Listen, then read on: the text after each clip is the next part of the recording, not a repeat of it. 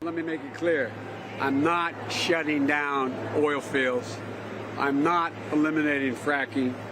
I'm investing in clean energy, and we're going to make sure that we don't continue to subsidize the oil companies. There's two estimates. They get somewhere between $25 billion and $40 billion in subsidies. Joe Biden pushing back on President Trump's claim that a President Biden would ban fracking and shut down the oil industry. The former vice president says he would lead a gradual transition away from fossil fuels to clean energy. Douglas Holtz-Eakin is a former director of the Congressional Budget Office and president of American Action Forum. Mohamed El-Erian was the chair of President Obama's Global Economic Council and is now the chief economic advisor at Allianz. Good morning to both of you. Doug, I'll start off with you first. Did it appear that Joe Biden was trying to walk back his comments there? Because obviously there was a big moment on the debate stage last week about that transition away from oil, and you had a President Trump say, wait a second, you said what? And now he's really railing on that message in Pennsylvania. Well, certainly in the debate, former Vice President Biden was very emphatic and then tried to soften those remarks afterwards. I think if you want to know what he's promised, you go to his website. The promises are very clear. You're going to have zero carbon in a national electricity grid by 2035, and we're going to have zero net greenhouse gas emissions by 2050. What's not so clear is how you do that. He vaguely talks about asking Congress to pass an enforcement mechanism, or how fast you do that. Do you go aggressively up front, or you hope it happens in 2040? Or will it actually affect global greenhouse gas emissions? What's the global enforcement mechanism? So there's a lot of specific promises, but not really much detail on how you get there. He talks about innovation and investing, and that's supposed to be the key. It's a really interesting way to look at it. And Mohammed, Goldman Sachs wrote a report last week that got a lot of attention, basically saying, great, a lot of this will lead to an economic boom if there's a Joe Biden presidency, and the Green New Deal and all these kind of things, although he just uses the framework of that deal in his proposals, saying that it'll initially create jobs, it'll initially stimulate the economy, but the cost of all of it years down the road would then outweigh any of the initial near-term benefits. Is that fair? It is fair, but it is also important to put it in the context. Also important to put what Doug said in the context. Companies from the private sector are doing the same thing. They are setting up objectives, saying, I'm not quite sure what every step is to get there, but I know what the first 3 or 4 steps are. There will be greater emphasis on green technology, no matter who wins. And that's the right thing to do. And in the short term, you can have it both. I think that's what we must not lose sight of. You can have it both. You can continue with traditional sources, which we need to do because our economy is fragile, but we should also continue to invest in greater sustainability. And I think whoever wins the election, you're going to get them iterating to that, although the balance will be somewhat different. You know, Doug, the Washington Post takes us on with a headline this morning. I'll read it to you. Biden's energy gaffe is the truth, it writes. Oil is history.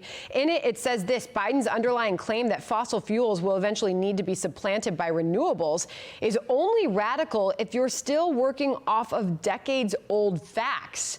Is that a reality that we have to all come to, that we will transition from oil, or is this just a political point? If you take those goals at face value, zero carbon emissions from the electricity grid by 2035, that means the natural gas boom is gone. And if you have zero net carbon emissions by 2050, the oil industry has to be transitioned away, if that's the phrase, as well. There is no way to hit those targets using oil and natural gas. So it's an issue of timing in the Biden vision of the universe, and not a question of if. And Doug, you've dug into this. What does that mean for jobs if that were to happen under a Biden presidency? So you certainly, everyone can be fully employed. I mean, the U.S. economy is the largest, most flexible, successful economy the globe has ever seen, and we can reconfigure our energy sources and be successful. But you can't do it overnight, and it's not costless. I mean, I think the great fiction is somehow we're just going to create green jobs. Well, if you're creating a green job, you're getting rid of a non-green job. And so you have to be cognizant of the fact that it is difficult to recover from a recession and get people into new jobs to begin with, to then add on top of that, moving everyone out of the oil and gas and coal industries and into the kinds of things that make it possible to have a clean energy grid, I think that's a big undertaking. It's a great point. And Mohammed, the president making very clear to voters where he stands and drawing that stark contrast to Joe Biden's proposals. Listen. He's going to ban fracking and deliver an economic death sentence for Pennsylvania and for many other places in our country. And frankly, it affects not just places that frack and oil territory. You know who it affects? Everybody having to do with paying an energy bill. You know, Mohammed, final thoughts. Doug just brings up the point of timing, and you look at this incredibly difficult time for our country that we're coming out of due to COVID, and the drop in GDP and the loss of jobs, millions of jobs in this country, and another round of stimulus. Here we are, days from Election Day. Doesn't look like anything's going to happen. What does happen to this economy if we don't get a deal done and we don't get more help out to the American people? This economy will continue to slow. We will have more damage done, not just to people's current situation, but to opportunities. We see an increase in inequality of opportunity, which takes us right back to where we started, Sandra.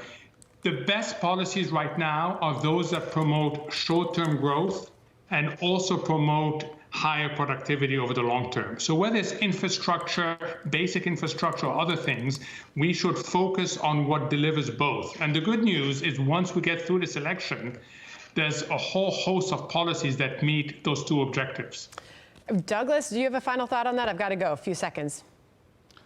I think there's a real risk that a segment of low-wage workers gets left behind, right? We still have half of those who lost their jobs unemployed.